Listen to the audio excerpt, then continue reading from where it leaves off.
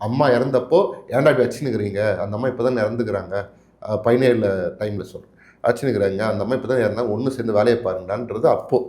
இப்போல்லாம் மக்கள் நீங்கள் எப்படியோ போய் எப்படியா கெட்டு போங்கடா, நீங்கள் எப்படி வந்தாலும் ஊழல் தான் பண்ண போகிறீங்கன்ற ஒரு மைண்ட் செட்டுக்கு நகர்ந்துட்டாங்க.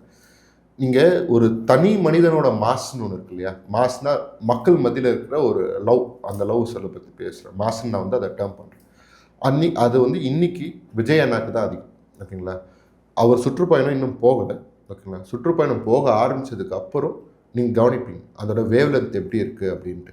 இன்றைக்கி எடப்பாடியார் வந்து பாதி தொகுதிக்கு மேலே வந்து சுற்றுப்பயணம் போயிட்டாருன்னு சொல்கிறாங்க இல்லையா, அதனால ஒரு பெரிய மூவ்மெண்ட் வந்துச்சா அப்படின்னு கேட்டால் கிடையாது. ஓகேங்களா, ஏன்னா எல்லாருக்கும் அவங்கவுங்க வேலையை பார்த்துக்கிறாங்க, அதுதான் எங்கே அது அவர் பார்த்துட்டு ஒரு ஒன்றும் போகிறாரு, இவர் அதே மாதிரி ஊடகங்களில் கலாய்க்கிறது கூட கட்சியை மீட்க போகிறாருல, தமிழகத்தை மீட்க போகிறாரான்ற அப்படிதான் போயிடுது நிலைமை.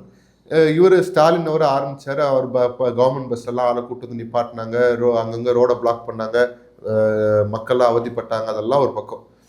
ஆனால் இதெல்லாம் வந்து இன்ஆர்கானிக். அவங்கள இன்ஃபேக்ட் சொல்ல போனால் ஸ்டாலினோட பிம்பமாக இருக்கட்டும், இன்றைக்கி இருக்க எடப்பாடியார் வந்து கொஞ்சம் அவ்வளோ அக்ரெசிவாக போகல. பட் ஸ்டாலின் வந்து ரைட் ஃப்ரம் ஸ்டார்டிங் அவர் பிம்பத்தை வந்து கட்டமைச்சிட்டே வந்திருக்காரு.